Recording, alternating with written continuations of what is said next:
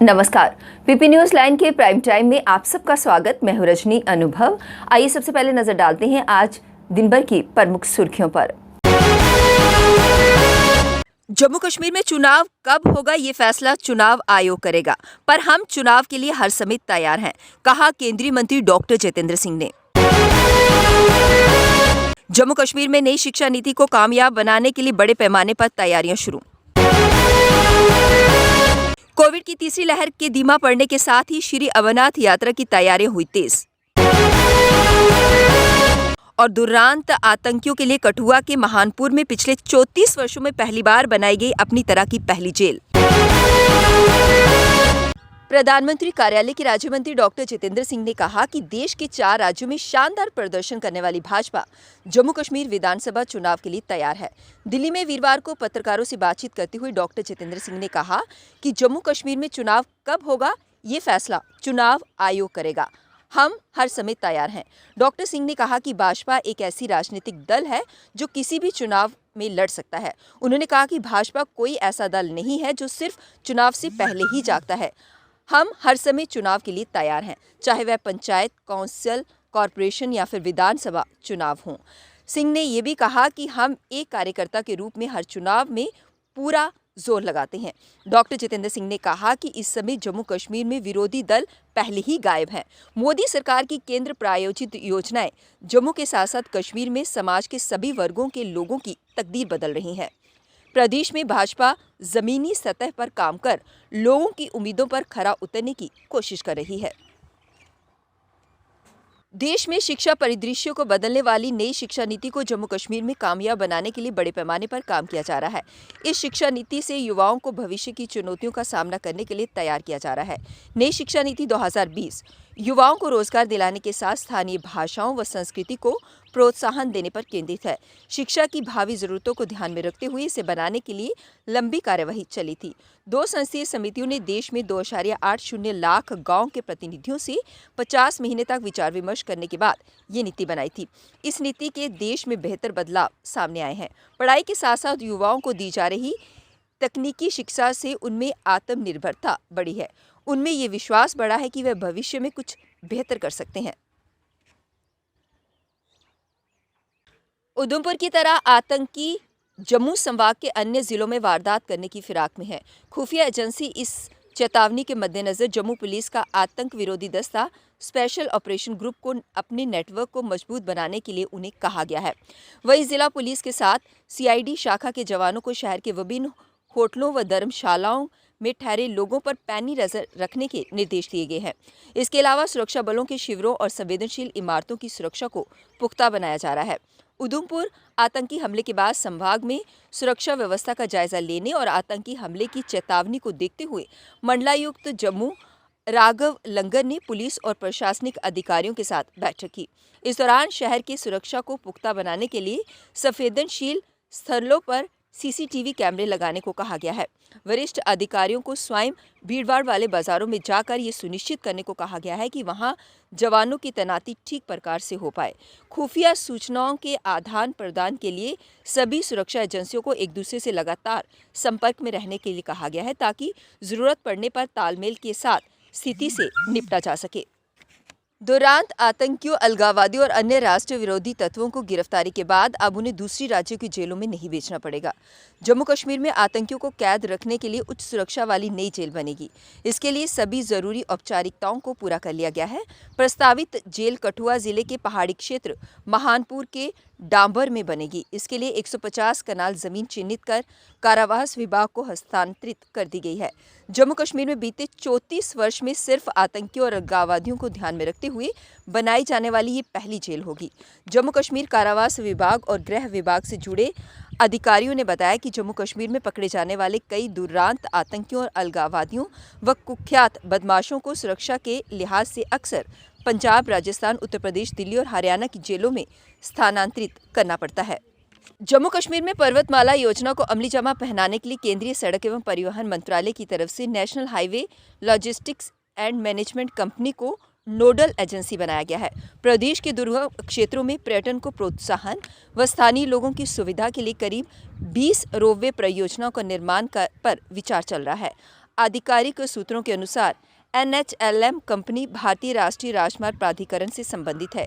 प्रदेश में पर्वतमाला योजना के तहत बनने वाले रोपवे के लिए ये नोडल एजेंसी का काम करेगी।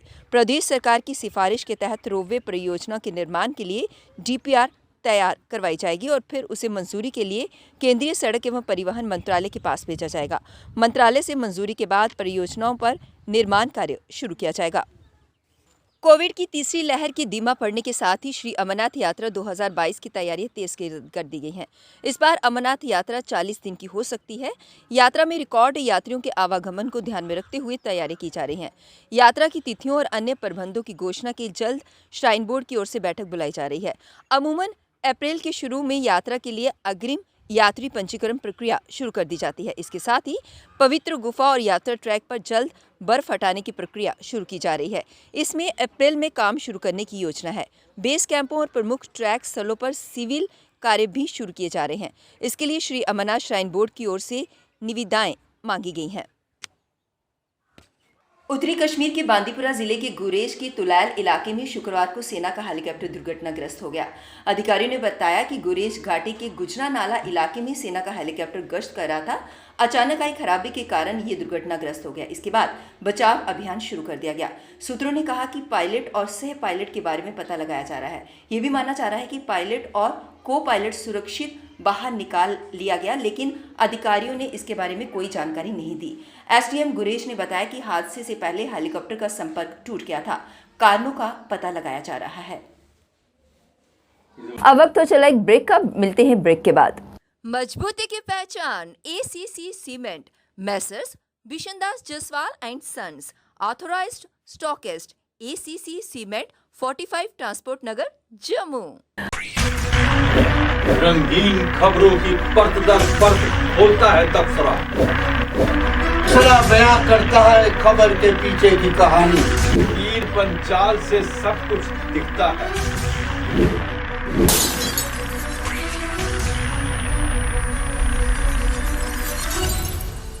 ब्रेक के बाद बढ़ते हैं अगली बड़ी खबर की तरफ। सिविक सफाई कर्मचारी यूनियन ने आज भी अपने प्रदर्शन को जारी रखा। उन्होंने कहा कि बार बार हम सरकार से यही मांग कर रहे हैं कि उनकी जो मांगे हैं उन्हें पूरा किया जाए, लेकिन अभी तक सरकार है कि टस से मस नहीं हुई। उन्होंने कहा कि जल्द से जल्द उनकी मांगों को पूरा किया जाए, नहीं तो ये लोग काम छोड़ो हड़ताल पर जाने के लिए मजबूर हो जाएंगे।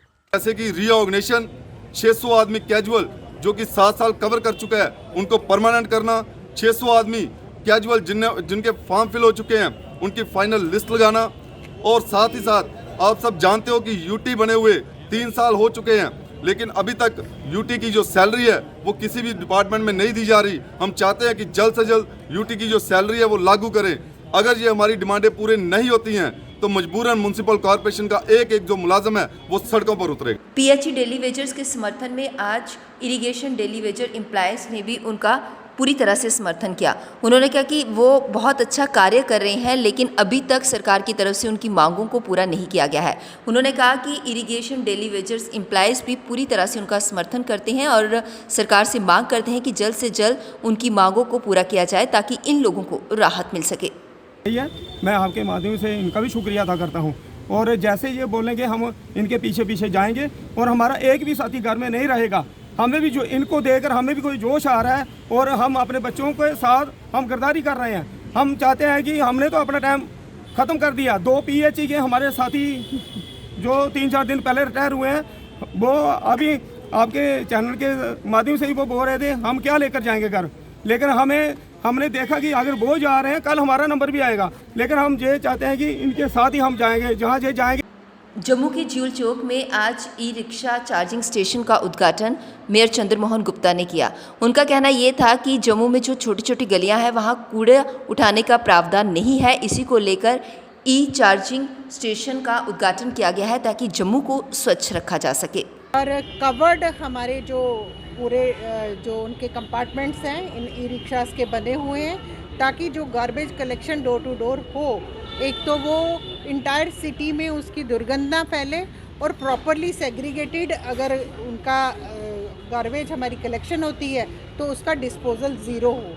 ऐसे प्रयास हमारी कॉरपोरेशन कर रही है। हमारे साथ ऑनरेबल मेयर साहब और हमारे चेयरपर्सन, हमारी स्वच्छता के कमेटी के, हमारा पूरा municipal corporation staff, engineering staff सब प्रयासरत है कि हम दिन दुगनी रात चुगनी अपनी म्यूनसिपल कॉरपोरेशन की डेवलपमेंट को कैसे गति दें। पीपी न्यूज़ लाइन के प्राइम टाइम के आज के इस अंक में बस इतना ही। मुझे और मेरी पूरी टीम को दीजिए इजाजत और आप देखते रहिए पीपी न्यूज़ लाइन। नमस्कार।